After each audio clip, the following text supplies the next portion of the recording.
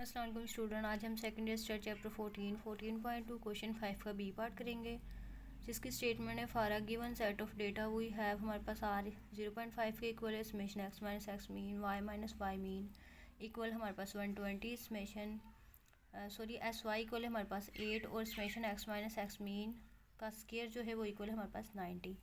Find the number of pairs of value, हमने N find करना है। ठीक है, तो ये देखें, ये हमने डेटा लिख लिया। ठीक है, ये हमारे पास डेटा गिवन था।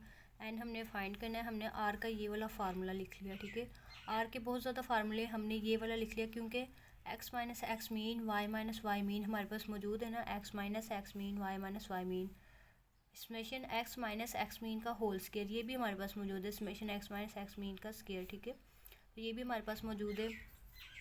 देखें, आर फाइंड करने का ये वाला फार्मूला भी है, summation x y and summation x mean y mean, ये वाला फार्मूला भी है। लेकिन इसके मुताबिक अगर हम देखें तो हमारे पास समेशन एक्स वाई नहीं है ना, summation x y, x mean भी नहीं है हमारे पास, वाई मीन भी नहीं है। ये देखिए, इसमें समेशन एक्स वाई चाहिए, एक्स मीन भी चाहिए, वाई मीन भी चाहिए, जो कि हमारे पास इस डेटा में मौजूद नहीं है।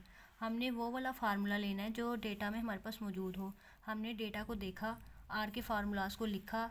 ठीक है, एक साइड पे आप पेज के ऊपर लिख लिया आर के सारे फार्मूलाज को, फिर डेटा को देख के उसके अकॉर्डिंग हमने ये वाला फार्मूला लगा लिया। ठीक है, x minus x mean y minus y mean, क्योंकि ये हमारे पास मौजूद है और हमारे पास एक्स माइनस एक्स मीन का स्केयर भी मौजूद है। लेकिन इस फार्मूले में हमारे पास वाई माइनस वाई मीन भी है, जो कि हमारे पास यहाँ मौजूद नहीं है, वो हम फाइंड करेंगे। ठीक है, तो अब सबसे पहले हम इसको फाइंड कर लेते हैं। ठीक है, हम वैल्यूज़ को पुट करते हैं। आर की जगह हमने लिख लिया 0.5, x minus x mean y minus y mean की जगह आ जाएगा 120, और summation x minus x mean का स्केयर इसकी जगह आ जाएगा हमारे पास 90। तो हमने इसकी जगह 90 लिखा, इसकी हमारे पास वैल्यू नहीं है तो हम इसको ऐसे ही लिख देंगे। ठीक है, अब ये देखें, ये 120 के साथ यहाँ पर डिवाइड हो रहा है, हम इसको इधर ले आएंगे, इसके साथ ये क्या हो जाएगा, मल्टीप्लाई हो जाएगा। तो हम इधर ले आते हैं इसको, multiply 90 summation y minus y mean square 120 के इक्वल। ठीक है, अब हम क्या करेंगे, ये जो 90 है ना हमारे पास, हम करेंगे कि 0.5 लिखेंगे और 90 को इसको अलहदा और इसको अलहदा लिख लेंगे। ठीक है, ऐसे लिख लेंगे, इसको सेपरेट कर लिया और इसको भी सेपरेट कर लिया। अब ये दोनों तो आपस में मल्टीप्लाई हो जाएंगे, इक्वल किसके, ये 120 के, तो इनको हम मल्टीप्लाई कर देंगे। मल्टीप्लाई करके क्या आंसर आएगा, 0.5 मल्टीप्लाई बाय अंडर रूट 90 के, तो हमारे पास ये आया। तो इसको हमने ऐसे किया तो हमारे पास आंसर आ गया 4.743। तो हम यहाँ पे लिखेंगे 4.743 वाई माइनस वाई मीन का स्केयर 120 के इक्वल है। और अब देखें, यहाँ पर जो है ये इससे मल्टीप्लाई हो रहा है ना, इधर आगे क्या हो जाएगा, डिवाइड हो जाएगा, ये इसके साथ इधर आ जाएगा। ठीक है, 4.743 और यहाँ पर क्या बच जाएगा, y माइनस वाई मीन का स्केयर। ठीक है, इनको डिवाइड करने से हमारे पास आंसर आएगा, तो ये हमारा इसके इक्वल आ गया। ठीक है, इनको डिवाइड करने से आंसर ही आ गया। अब हम यहाँ पर ना जो हमारा है ना under root summation y minus y mean का स्केयर ओवर n, ये जो है ना बराबर होता है एस वाई के। ये जो चीज़ है ये सारी, ये किसके बराबर होती है, एस वाई के। अगर हमारे पास यहाँ summation y minus y mean का स्केयर ओवर n हो तो हम उसकी जगह एस वाई भी लिख सकते हैं ना। तो हम क्या करते हैं, हम इसको ना ये वाली चीज़ बना लेते हैं। ठीक है, तो वो कैसे बनाएंगे, हम क्या करेंगे, यहाँ पर लिखेंगे under root summation y minus y mean का स्केयर ओवर n।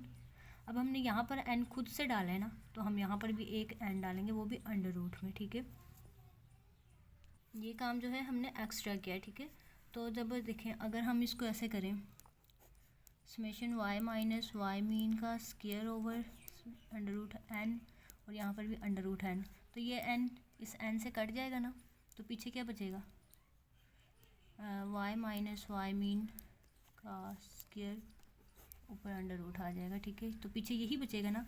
अगर हम इसको इससे काट देंगे पीछे हमारे पास क्या आंसर आ जाएगा, summation y minus y mean का स्केयर। तो हमने क्या किया, यहाँ पर भी एक अंडर रूट ले लिया और यहाँ पर एन लगा दिया, ठीक है, अंडर रूट में ये वो भी। तो ये हमने वर्किंग की। इससे अब इसकी जगह हम क्या लिख सकते हैं, इक्वल किसके, ये 25.293 के, इसकी जगह हम लिख सकते हैं एस वाई, लिख सकते हैं ना। तो इक्वल है 25.293 के। इसकी हमारे पास वैल्यू है, देखें ये देखें, समेशन वाई जो है हमारे पास 8 के इक्वल है। हम क्या करेंगे, अंडर रूट एन करेंगे 25.293, ये इधर हो रहा है मल्टीप्लाई, इधर आके क्या हो जाएगा, डिवाइड हो जाएगा। यहाँ हम एस वाई की वैल्यू लगा देंगे जो कि हमारे पास 8 है, और हम इन दोनों को अब डिवाइड करेंगे तो हमारे पास आंसर आएगा 3.162।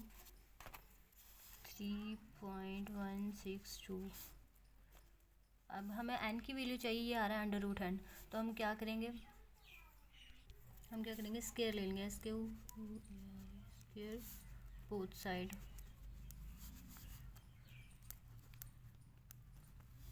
स्क्वायर ले लेंगे बोथ साइड। हमने यहाँ पर एन का स्क्वायर ले लिया, यहाँ पर 3.162 का स्क्वायर आ जाएगा, स्क्वायर ले लिया, ठीक है। और इसके ऊपर भी स्क्वायर आएगा, ये स्क्वायर से कट जाएगा, यहाँ पर रह जाएगा एन, इसका हम स्क्वायर लेंगे 3.162 का स्क्वायर ले लेंगे, हमारे पास आंसर आएगा 9.998। हम इसको क्या करेंगे, राउंड ऑफ कर देंगे, 9 है ना, तो हम ये देखें 9 है, इसको राउंड ऑफ कर देंगे तो हमारा आंसर क्या आ जाएगा, 10 आ जाएगा।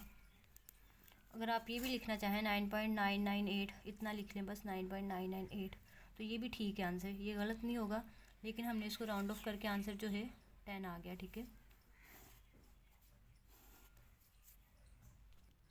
बुक में जो था हमारा आंसर एन इक्वल था 10, इसलिए हमने भी राउंड ऑफ करके उसको 10 के इक्वल रख दिया। आप लोग अगर ये वाला आंसर भी लिखेंगे तो ये भी ठीक है, लेकिन हमने बुक में जो आंसर दिया था 10 था, इसलिए हमने भी राउंड ऑफ करके आंसर क्या कर दिया, 10 कर दिया, और यहाँ पर हमारा क्वेश्चन कंप्लीट हो जाएगा।